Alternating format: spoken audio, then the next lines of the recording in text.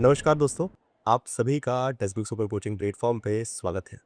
जून 2025 के एग्जामिनेशन के रिजल्ट आ चुके हैं और इस बार भरमार अमाउंट में जो है स्टूडेंट्स ने नेट और जीआरएफ क्रैक किया है और ऐसे ही 3 प्रतिभाशाली विद्यार्थी हमारे साथ हैं, जो आपको आज बताने वाले हैं कि इस एग्जामिनेशन को क्रैक कैसे किया जाता है और क्या-क्या गलतियाँ नहीं करनी है सबसे इम्पोर्टेंट बिकॉज़ दिसंबर का एग्ज़ाम भी आपके लोगों का नज़दीक आ रहा है, तो ज़रा हम इन तीनों से ही जानेंगे। वैशाली, श्वेता एंड शालिनी हमारे साथ हैं। सॉरी वैशाली। ओके सो हम एक एक करके सबसे जानते हैं कि क्या-क्या उनका मतलब बैकग्राउंड रहा है। तो मैं श्वेता आपसे ही स्टार्ट करना चाहूँगा कि थोड़ा-सा अपने बारे में बताइए कि आपका एजुकेशनल बैकग्राउंड क्या रहा है और ये प्रिपरेशन कब से आपने स्टार्ट करना स्टार्ट किया? Yes please.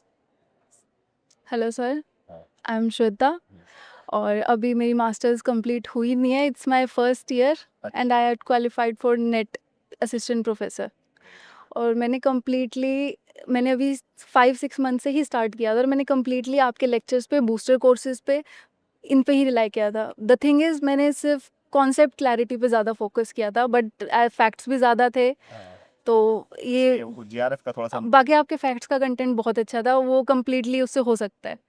चलिए बहुत अच्छा। तो मैंने कम्प्लीटली रिलाई सिर्फ आपके उस पे किया था, अभी आपका पैकेज पे। मास्टर्स ग्रेजुएशन वगैरह मतलब आपका सेकंड मास्टर्स ईयर कहाँ से चल रहा है?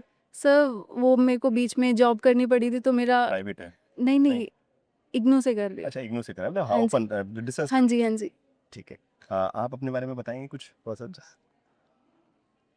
सर मेरा नाम वैशाली है। हाँ। हाँ जी।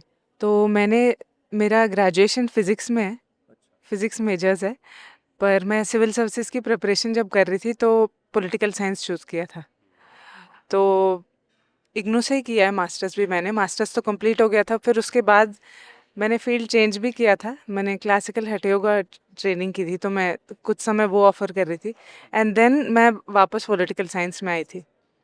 तो आपका कोर्स तो सर मैंने एग्ज़ाम से आई थिंक 3-4 महीने पहले ही लिया था। तो एग्ज़ाम सिर्फ बूस्टर से निकला है। फाउंडेशन क्लासेस भी इतना नहीं ले पाई थी, पर मम्मी का प्रेशर था थोड़ा कि आप कोर्स तो ले ही लो। फिर आपकी पहली क्लास ली थी तो आप जिस तरह से डाँट रहे थे मम्मी थोड़ी-सी हेज़िटेंट हो गई थी कि पर मुझे पक्का हो गया था कि आपसे ही पढ़ना है। चलिए अच्छी बात है। तो सर वही बूस्टर का जो इंटेंसिटी था उसी के थ्रू मेरे ख़्याल से मेरा पेपर हुआ है, क्योंकि वो क्वेश्चंस और रेगुलरली उस पूरे क्लासेस को मैंने कम से कम 2-3 बार गो थ्रू किया पूरा रात दिन एंड उसके बाद जो भी हुआ वो तो फिर उसी के भरोसे हुआ है। बहुत-बहुत शुभकामनाएँ। जी सर। आप कुछ बताना चाहेंगे? अपने बारे में थोड़ा-सा इंट्रोडक्शन दे दीजिए हमें। Hello, good afternoon, sir. Myself Shalini Singh. I have done my graduation from Delhi University and my master's from Agra University. Sorry masters from? Agra University, yes. And first of all, thank you so much, sir, for providing me this opportunity to share the result. And my honour कि आप सब के साथ यहाँ thank you so much, sir.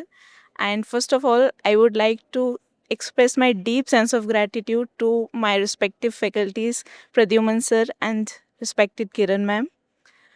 Uh, if I come to my preparation journey, I usually was a YouTube learner, and the marathon classes PYQ, which was provided in the last 20 days, that completely helped me to sail through this net examination. So, once again, sir, thank you so much. Thank you so much for providing such a useful content and marathon classes. And especially if I come to those factual questions which were in the political science paper, I can still remember that terrorist wala questions which were from Indonesia. That was my last minute revision, which were provided by you and Kiran ma'am. And also the respective paper one faculties were also immensely grateful. Thank you so much, sir. चलिए। सो श्वेता जी अगला सवाल आपसे है कि paper 1 की ही बात जब निकली है तो पेपर 1 से ही बात करें बिकॉज़ अगेन आपने भी अभी 4-5 महीने से आपने बताया प्रिपरेशन। सो एक पेपर 1 की प्रिपरेशन में क्या-क्या हर्डल्स किसी भी स्टूडेंट को आते हैं और उसको ओवरकम करने का क्या तरीका है? बिकॉज़ 10 यूनिट्स हैं और सारे के सारे 10 यूनिट में आप अपने आप में बेस्ट नहीं हो सकते। देयर आर समथिंग कुछ ना कुछ मिसिंग आउट में साथ होता है। सो वहाँ पे आपको क्या लगता है कि पेपर में किस यूनिट से आपको स्टार्ट होना चाहिए? What are the most scorable unit और क्या स्ट्रेटजी किसी स्टूडेंट की होनी चाहिए पेपर 1 को लेकर? Yes. Sir most scorable unit तो मैं बोलूँगी मैथ्स और डीआई है, और कॉम्प्रिहेंशन जो कह सकते हैं हर स्टूडेंट कर ही सकता है, वो तो इतना है नहीं। कॉम्प्रिहेंशन तो फ्री का है, चलिए। वो भी फ्री का है। मैथ्स भी थोड़ा सा अगर ध्यान दे तो आई थिंक मैंने अपने 16 मार्क्स मैथ्स की वजह से लूज़ करे हैं, और मैंने 35 वो करे हैं, ऐसा करेक्ट। 35 करेक्ट थे, और जिसमें से मैथ्स के 6 वो बाकी मेरा मैथ्स ही गलत हुआ है। बाकी सब पेपर उनकी जो फैकल्टीज़ उन्होंने बहुत अच्छे से कराया था। मैंने पूरा सिर्फ वीडियोस बूस्टर क्लासेस कंप्लीटली इस पे किया है, नो अदर सोर्स। सो अभी कितने मतलब जेआरएफ अभी कितने क्वेश्चन से आपका शूट है अभी तकरीबन? सर मैं जैसे 202 स्कोर बने ईडब्ल्यूएस से है मेरा, तो मेरा 238 है ईडब्ल्यूएस का। तो अभी मतलब 10-12 क्वेश्चन हाँ, पास का डिफरेंस। तो मेरी जैसे लास्ट मंथ की रिवीजन हुई नहीं थी क्योंकि एग्जाम्स थे, तो मैंने 1 महीना, तो अगर मेरी वो मास्टर्स भी चल ही रहा है ना? हाँ अभी कंप्लीट नहीं हुआ है, इसमें थोड़ा सा अपने आप में टास्क बढ़ जाता तो मेरे 8-9 क्वेश्चंस पॉलिटिकल साइंस के और मैथ्स के, तो मेरे पूरे क्वेश्चंस सिर्फ मेरी लास्ट रिवीजन की वजह से रह गए थे। है। अगली बार जो बची है कमी उसको। हाँ हाँ बिल्कुल, अगली बार जेआरएफ के लिए साथ करेंगे इंटरव्यू। चलिए, तो वैशाली जी आपसे मैं थोड़ा सा पूछना चाहूँगा पॉलिटिकल साइंस को लेकर। अब जैसे जिस तरीके से पैटर्न चेंज हो रहा है, मतलब फैक्चुअल क्वेश्चन ज़्यादा ही आ रहे हैं, काफ़ी ज़्यादा कुछ फैक्चुअल क्वेश्चन आ रहे हैं, तो उनको रखने का तरीका कुछ अगर है तो अगर आप केयर करना चाहें, बिकॉज मैक्सिमम पूछ बच्चे बोलते सर आप इतना बता तो देते हो, ये किताब ये बुक से नहीं आता, इसको पढ़ना कैसे, याद क्या करना है, आप बता दीजिए कैसे आपने याद किया था। सर आई थिंक मैंने शेयर भी किया था कि फैक्चुअल क्वेश्चंस का जितना ज़्यादा ट्रेंड आ गया है, आखिर आखिर तक थोड़ा रोना ही आ जाता है क्योंकि बार बार वो कन्वेंशंस को पढ़ना। बट ये बहुत एक बेनिफिशियल चीज़ थी कि आप लोगों ने ऑलमोस्ट सब कुछ प्रोवाइड किया हुआ था, कन्वेंशन से लेके या जो भी। स्पेशली इस साल जो मैंने पेपर देखा उसमें स्पेसिफिकली जैसे बॉम्बिंग से हो या टेररिस्ट अटैक से हो, मोस्ट ऑफ द लिस्ट ऐसी कोई लिस्ट थी नहीं। आई थिंक पेपर में कुछ नहीं था जो आप लोगों ने नहीं प्रोवाइड किया था। पर फैक्चुअल चीज़ें रटने का तरीका तो सर एक एक चीज़ है, तो आप मैच द फॉलोइंग जैसा वो चीज़ बताते हैं वो है ही।